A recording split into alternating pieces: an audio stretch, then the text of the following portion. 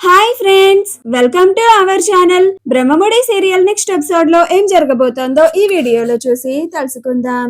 రేవతిని నిందించి పంపించేసిన అపర్ణ అసలేం జరిగింది అని తెలుసుకోవడానికి ఈ వీడియోని స్కిప్ చేయకుండా ఎండ్ వరకు చూసేయండి. రేవతి జగదీష్ తో కలిసి ఇంటి లోపలికి వస్తుంది. అప్పుడు అపర్ణ చాలా కోపంగా రేవతి జగదీష్ లని చూస్తూ ఉంటుంది. మిగతా ఇంటి సభ్యులంతా అపర్ణ ఎలా రియాక్ట్ అవుతుందా అని కంగారు పడుతూ చూస్తూ ఉంటారు. అప్పుడు అపర్ణ ఆగు అని అంటుంది.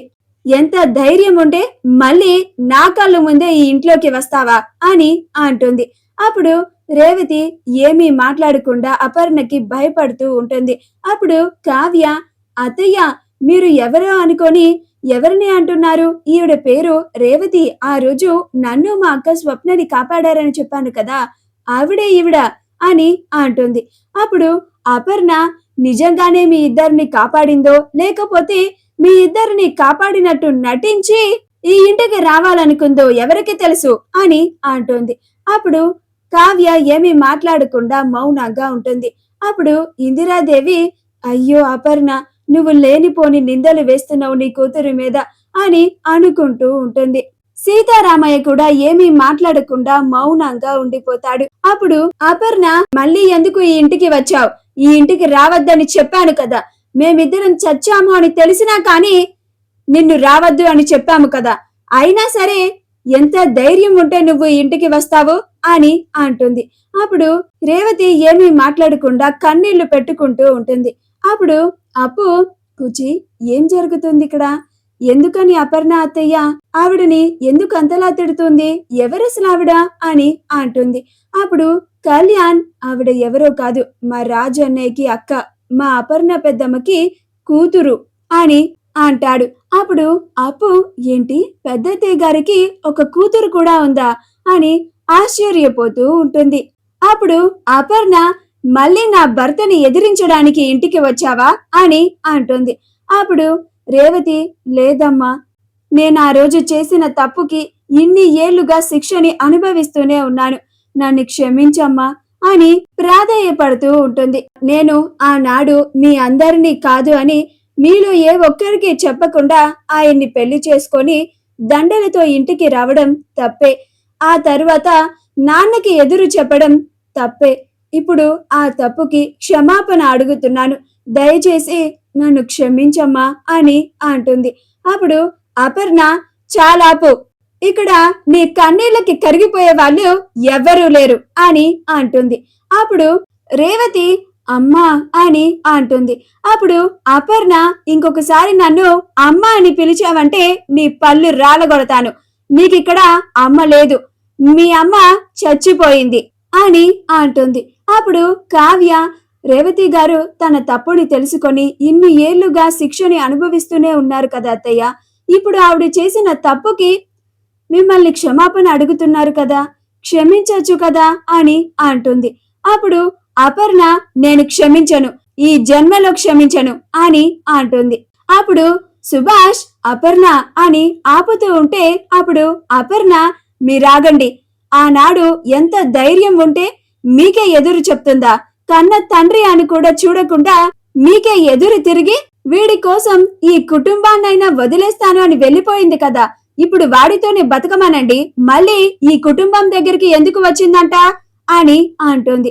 స్వప్న పెట్టుకున్న లాంటి card store glorious pear shape red and LCT stone dangle earring మీకు కూడా కావాలా? అయితే వెంటనే స్క్రీన్ మీద డిస్ప్లే అవుతున్న షాపింగ్ అకౌంట్ కానీ డిస్క్రిప్షన్ లో ఉన్న లింక్ ని క్లిక్ చేసి కానీ వెంటనే మీ ఆర్డర్ ని ప్లేస్ చేసుకోండి. అప్పుడు రేవతి, నా కొడుకు ఎవ్వరూ లేనివాడిలాగా బ్రతుకుతున్నాడమ్మా, వాడికి ఈ కుటుంబం ప్రేమ కావాలి అని అంటుంది.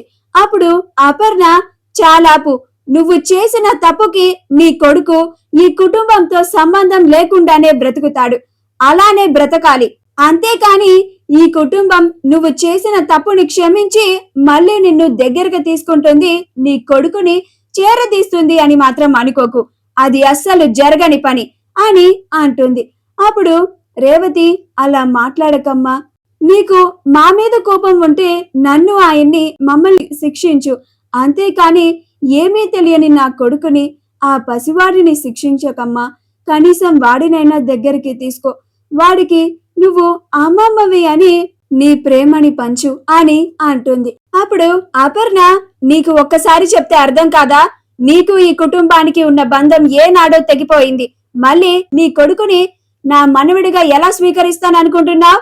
మరి నీ కొడుకు అంతేలాగా అమ్మమ్మ ఏది అని అడిగితే నీ అమ్మమ్మ చచ్చిపోయింది అని చెప్పు అని కోపంగా లోపలికి వెళ్ళిపోతుంది. అప్పుడు రేవతి అమ్మా అమ్మా అని అంటూ ఉంటుంది. అప్పుడు జగదీష్ పదరేవతి అని రేవతిని తీసుకెళ్లిపోతాడు. అలా ఇద్దరు కన్నీళ్లు పెట్టుకుంటూ బాధపడుతూ వెళ్లిపోతూ ఉంటారు. ఆ తరువాత కేక్ కట్ చేయాలి అని కావ్య అపర్ణని పిలవడానికి గదిలోకి వెళ్తుంది. అప్పుడు అపర్ణ, నా మనసేం బాగోలేదు కావ్య, మీరు వెళ్ళి కట్ చేయండి అని అంటుంది. అప్పుడు కావ్య, అదేంటత్తయ్య అలా మాట్లాడుతున్నారు, మీరు రాకపోతే మా స్వప్నక్క బాధపడుతుంది కదా అని అంటుంది. అప్పుడు అపర్ణ, ప్లీజ్ కావ్య, నన్ను ఇలా ఒంటరిగా వదిలేయ్ అని అంటుంది. అప్పుడు కావ్య బయటికి వచ్చి అత్తయ్య గారు రారంట అని వాళ్ళ వాటికి కేక్ ని కట్ చేసి ఆ పాపకి పుట్టినరోజుని సెలబ్రేట్ చేస్తారు. అందరూ కేక్ కట్ చేస్తున్నా కానీ ఇందాక జరిగిన ఘటన గురించే ఆలోచిస్తూ బాధపడుతూ ఉంటారు. అపర్ణ తన గదిలో ఫ్యామిలీ ఫోటోని పట్టుకొని రేవతిని చూస్తూ ఏడుస్తూ ఉంటుంది. అప్పుడు సుభాష్ అపర్ణ దగ్గరికి వచ్చి అపర్ణ బాధపడడం చూసి, అపర్ణ, నువ్వు నిజంగానే రేవతి మీద ఉన్న నీ కన్న తల్లి ప్రేమని చంపుకున్నావా? నిజంగానే రేవతి మీద నీకున్న ప్రేమ చచ్చిపోయిందా అని అంటాడు. అప్పుడు అపర్ణ ఏమీ మాట్లాడకుండా కన్నీళ్లు పెట్టుకుంటూ ఉంటుంది. ఇది గది బయట నుంచి రాజ్ కావ్యలు ఇద్దరు తొంగి చూస్తూ ఉంటారు. అపర్ణ రేవతి ఫోటోని పట్టుకొని ఏడవడం చూసి గమనిస్తూ ఆశ్చర్యపోతూ ఉంటారు. అప్పుడు కావ్య, అత్తయ్య గారు రేవతి గారి ఫోటోని చూసి అంతలాగా ఏడుస్తున్నారు అంటే ఆవిడకి ఇంకా రేవతి గారి మీద ప్రేమ ఉంది, కానీ ఆవిడ కోపం వల్ల పంతం వల్ల రేవతి గారిని దూరం పెడుతున్నారు. కానీ ఏదో ఒక రోజు ఖచ్చితంగా రేవతి గారిని దగ్గరికి తీసుకుంటారు అని అనుకుంటుంది. అలా పక్కకు వచ్చి రాజ్తో చెప్తూ ఉంటుంది, రామ్ గారు, మీరు చూశారు కదా, మా అత్తయ్య గారు అంత కఠినంగా రేవతి గారిని తిట్టి పంపించేసినా కానీ ఆవిడ రేవతి గారి గురించి ఎలా బాధపడుతున్నారు అని అంటుంది. అప్పుడు రాజ్, అవును కళావతి గారు, అమ్మకి ఇంకా అక్క మీద ప్రేమ పోలేదు, కానీ ఆవిడ నాకు నీ మీద ప్రేమ లేదు అని పైకి మాట్లాడుతుందంతే, కానీ అక్క గురించి ఎంతలా ఆలోచిస్తుందో ఈ రోజు మనం చూసాంగా. నిదానంగా ఆవిడ పంతాన్ని వదులుకొని మా అక్కని, బావని, మా అక్క కొడుకుని అందరినీ ఆవిడే దగ్గరికి తీసుకుంటుంది అని అంటాడు.